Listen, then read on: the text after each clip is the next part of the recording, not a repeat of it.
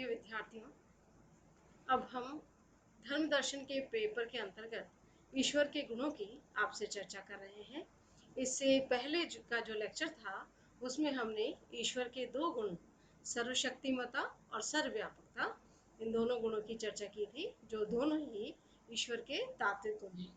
आज हम ईश्वर के दूसरे दो तात्विक गुण जो हैं सर्वज्ञता और नित्यता, इसकी चर्चा इस लेक्चर में आपसे करेंगे। सर्वज्ञता, जैसा कि आप नाम से ही समझ गए होंगे कि यहाँ ज्ञान के संदर्भ में बात है कि सर्वज्ञ किसे कहते हैं, जो सब कुछ जानता है। तो ईश्वर को ही ऐसा एक सत्ता मानी जाती है जो सर्वज्ञ है। यानी आप सभी जानते हैं कि जब हम संसार में लोगों के संबंध में देखते हैं तो हम ये नहीं कह सकते कि इसका ज्ञान पूर्ण है। प्रत्येक व्यक्ति के ज्ञान में एक आंशिक उपलब्धि होती है, सापेक्ष उपलब्धि होती है। हम ये नहीं कह सकते कि कोई मनुष्य ऐसा है जो पूर्णतः सब कुछ जान चुका है। तो ऐसा व्यक्ति जो सब कुछ जानता है, वो ऐसी सत्ता जो है वो ईश्वर के संबंध में ही इसका प्रयोग किया जाता है। इस सर्वज्ञ का अर्थ क्या है इसे हम बाद में भी और आपसे स्पष्ट करेंगे, परंतु ईश्वर के संबंध में प्रत्येक जो निष्ठावान व्यक्ति है, अपने आराध्य सत्ता के संबंध में विश्वास करता है, वो ये मानता है कि मैं जिसकी उपासना कर रहा हूँ उससे कुछ भी छिपा हुआ नहीं है, वह सब जानता है और उसका ज्ञान अनंत है, यानी उसके ज्ञान की सीमा नहीं है।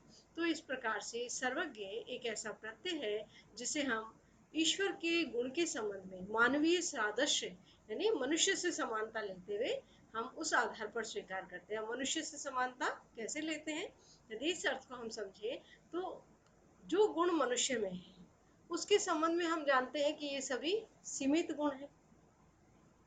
इन सभी गुणों का, जैसा कि एक तार्किक दृष्टि से अपन सोच सकते हैं कि आज ये गुण सीमा में है तो कोई एक ऐसी सत्ता होगी जहां पर इस गुण की सीमा नहीं होगी, अनंत होगा, अबाधित होगा।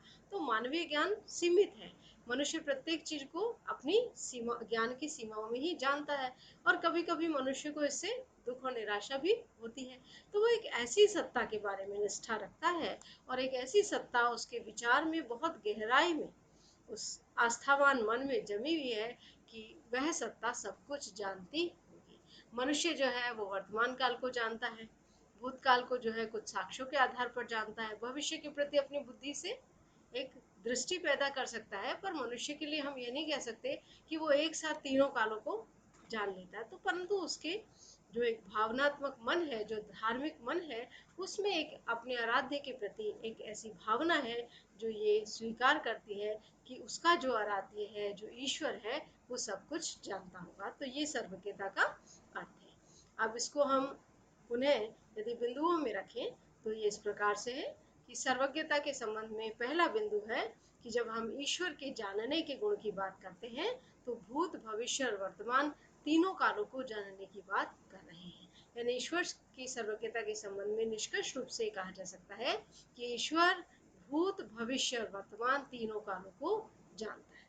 दूसरा, ईश्वर का जो ज्ञान है वो अनंत है, असीम है, यानी उसकी कोई सीमा नहीं है। हम ये नहीं कह सकते कि उसके संबंध में ज्ञान जो है उसकी हम सीमा को देख सकते हैं। तो ईश्वर के ज्ञान के संबंध में सीमा की बात ही नहीं है, उसका गुण अनंत और असीम है। अब ये जो अनंत और असीम का गुण है ये ऐसा नहीं है जो हम प्रत्यक्ष और अनुमान से ज्ञान जानते हैं। हम जानते हैं, हम प्रत्यक्ष यानी इंद्रियों के आधार पर जो जानकारी प्राप्त करते हैं, या हम अपनी बौद्धिकता के आधार पर, रैशनैलिटी के आधार पर जो बौद्धिक ज्ञान प्राप्त करते हैं, उस प्रकार का ज्ञान ईश्वर का ज्ञान नहीं है।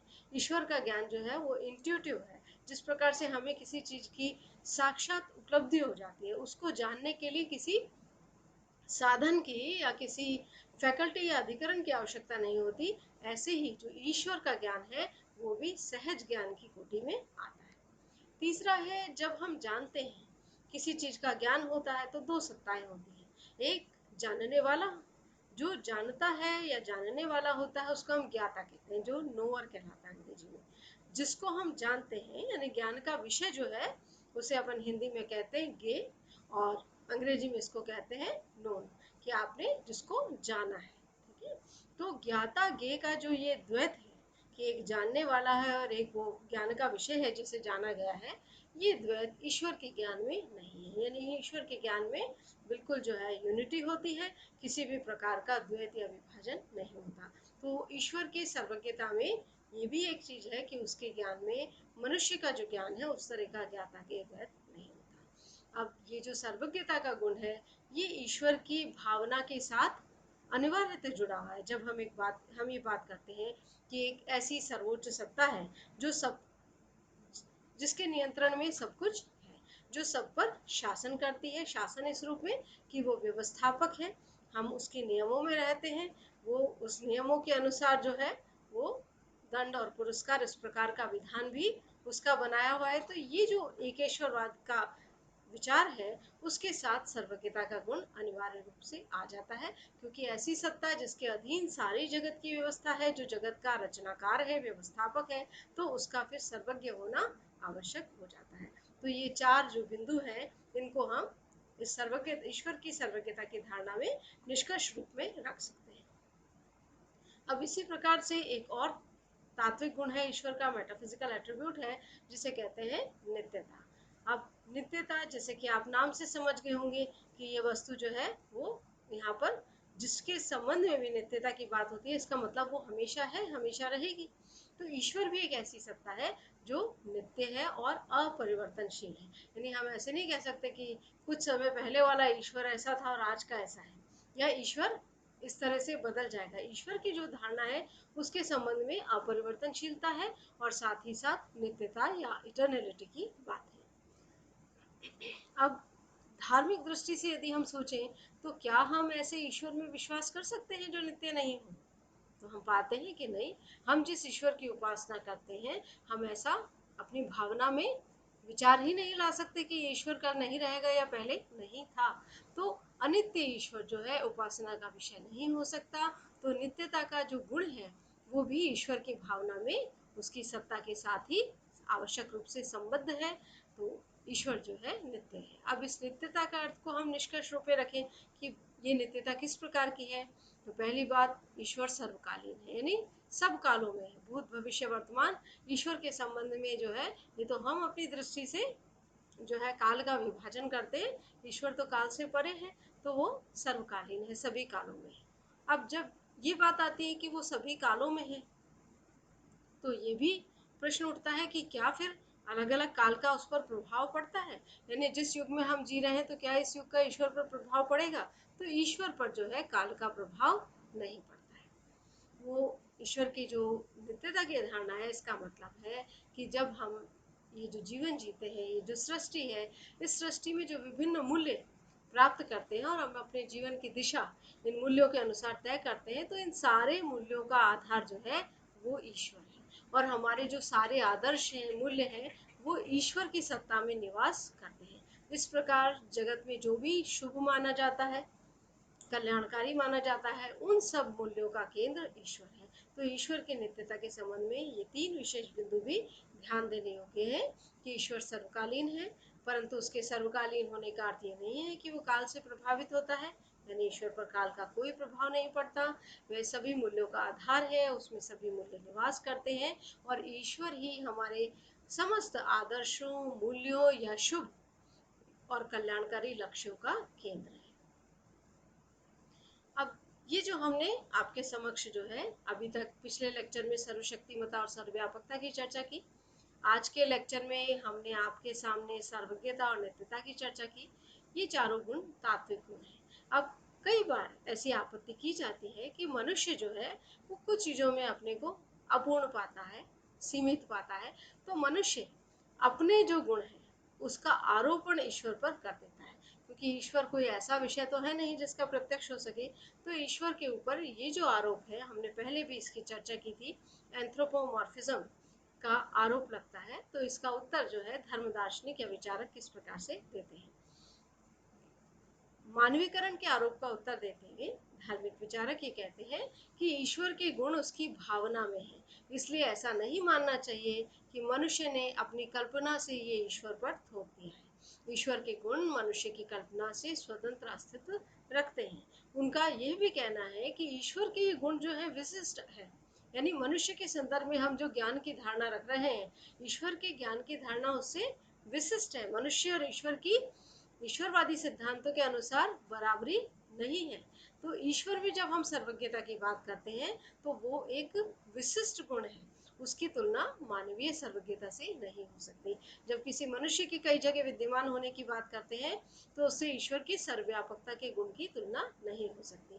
तो हम समझने की दृष्टि से ऐसा सोच सकते हैं, परंतु ईश्वर के गुण जो है विशिष्ट है और इन गुणों के स्वरूप में जो है मनुष्य में जो निहित गुण होते हैं उससे बहुत भिन्नता होती है। तो इसलिए मानवीकरण का जो आरोप लगाया जाता है कि धर्म में जो है ईश्वर के गुण जो है वो एक तरह से ऐसे गुण है जिसमें मनुष्य ने अपनी कल्पना से ईश्वर पर थोप दिया है, प्रोजेक्ट कर दिया है। तो ऐसा मानना उपयुक्त नहीं है, क्योंकि जैसे कि हम इन दोनों पॉइंट्स में हम जान रहे हैं कि इनका मनुष्य की कल्पना से स्वतंत्र अस्तित्व है और इन गुणों का स्वरूप भी मनुष्य के स्वरूप से भिन्न है। अभी तक हमने तात्विक गुणों की चर्चा करी। अब आपके पाठ्यक्रम में एक नैतिक गुण की भी बात है जिसे कहते हैं शुभत्व। जब हम ये कहते हैं कि ईश्वर शुभ है या ईश्वर का स्वरूप शुभ है, तो इसका अर्थ है कि यहाँ पर ईश्वर को नैतिक दृष्टि से पूर्ण रूप से आदर्श माना जा रहा है और ईश्वर हमारी नैतिक कर्मों की प्रेरणा भी है। कांट ने तो ईश्वर के संबंध में नैतिक प्रमाण को ही स्वीकार किया है। तो यहाँ पर शुभत्व का अर्थ है कि ईश्वर की भावना में ही अच्छाई है, उसकी भावना में किसी प्रकार का बुराई का या अशुभ का अस्तित्व ही नहीं है। तो ईश्वर की भावना में ही अच्छाई या शुभत्व का विचार नहीं है। अब इस शुभत्व के अर्थ को यदि हम निष्कर्ष रूप में लें कि किस प्रकार का अर्थ है, तो जब हम मनुष्य के संदर्भ में शुभ की बात करते हैं तो मनुष्य में जब हम कहते हैं ना इसका आचरण शुभ है, तो हम सामने कोई एक दृष्टि रखते हैं जो जिसे हम अशुभ कहते हैं। हम अशुभ की तुलना में शुभ की बात करते हैं। जैसे आजकल हम देखते हैं ना, किसी व्यक्ति को कहते हैं भाई उसने पर्स वापस लौटा दिया, बड़ा ईमानदार आदमी है। तो हम देखते हैं अमूमन ऐसी घटना होती है कि लोग किसी का प्राप्त पैसा वापस नहीं लौटाते, पर कोई व्यक्ति जो है वो पैसा वापस से लौटा देता है, उसको अनजान पैसा मिलता है तो भी लौटा देते हैं। तो हमें बहुत बड़ी ईमानदारी का गुण लगता है, क्योंकि जगत में हम देखते हैं ज्यादातर तो अशुभ है, शुभ तो कम ही है। तो हम शुभ को एक सापेक्ष धारणा के रूप में देखते हैं, परंतु ईश्वर के संबंध में ऐसी सापेक्ष धारणा नहीं है। ईश्वर के स्वरूप में ही शुभत्व है। उसके संबंध में हम आश्चर्य नहीं कर सकते कि उसने अशुभ और शुभ में से एक को चुना है। उसके लिए अशुभ का प्रश्न ही नहीं है, वो पूर्णतः शुभ है। इसलिए दूसरा निष्कर्ष जो हम देते हैं वो कहते हैं कि ईश्वर के शुभत्व के जो गुण है उसका अर्थ है कि शुभ ईश्वर का स्वभाव है। अब जब आपका जो सहज स्वभाव है, जैसे आप में जो है ज्ञान जो है, यदि कहा जाए कि मनुष्य का सहज स्वभाव है, तो इसका अर्थ ये भी हो गया कि फिर मनुष्य से प्राप्त करने का प्रयास क्यों करेगा। जो स्वभाव है वो तो मेरे पास है, जो है उसके लिए हम प्रयास क्यों करेंगे। तो ईश्वर के संबंध में भी ऐसा है कि शुभ ईश्वर का स्वभाव है, इसलिए उसे प्राप्त करने के लिए प्रयास नहीं करना पड़ता। पर जब आप नीतिशास्त्र पढ़ते हैं तो आप जानते हैं कि मनुष्य को अच्छा बनने के लिए प्रयास करना पड़ता है। यानी मनुष्य के जो स्वभाव है उसमें शुभत्व निहित नहीं है, उसे प्रयास करके अच्छा बनना पड़ता है। जब आप कांट का नीतिशास्त्र पढ़ते हैं और उसके शुभ संकल्प की धारणा पढ़ते हैं तो इसको आप स्पष्ट रूप से जान पाते होंगे कि कांट किस प्रकार से कहता है कि मनुष्य में बौद्धिक पक्ष भी है और अबौद्धिक पक्ष भी है। भावनाएं और संवेग उसके बौद्धिक निर्णय में, शुभ संकल्प के निर्णय में बाधा डालते हैं। तो मनुष्य जो है वो सद्गुण युक्त आचरण करने में कभी कभी असफल रहता है। और जो मनुष्य इस संवेग और भावना की उपेक्षा करके शुद्ध बुद्धि से निर्णय करते हैं वो नैतिक आचरण करते हैं। तो वहां पर आप देखते हैं कि मनुष्य के स्वभाव में कांट मानता है कि शुभ तो उसके स्वरूप में नहीं है, इसलिए उसे प्रयास करके शुभ संकल्प युक्त आचरण करना पड़ता है। परंतु ईश्वर का जो स्वभाव है उसके लिए, क्योंकि उसका वो सहज स्वभाव है, इसलिए उसे प्रयास नहीं करना पड़ता। तो कांट के दर्शन की बात भी यहाँ की जा सकती है कि उसने ईश्वर के संकल्प को पवित्र संकल्प कहा है और मनुष्य के संकल्प को शुभ संकल्प कहा है। तो इस प्रकार से जो ईश्वर के शुभत्व की धारणा है उसका यह अर्थ है कि ईश्वर का जो शुभ है वो आंशिक या हम आपेक्षिक दृष्टि से किसी ग्रेड या हायरार्की में शुभ नहीं कह रहे, बल्कि वो यहाँ पर हम पूर्ण शुभ की बात कर रहे हैं। तो इस प्रकार से ये एक नैतिक गुण है शुभत्व ईश्वर के संबंध में, और ईश्वर की जो भावना है उसमें ही ये गुण निहित है। इन जो आज हमने जो लेक्चर दिया उस आधार पर 3 प्रश्न आपके बनते हैं।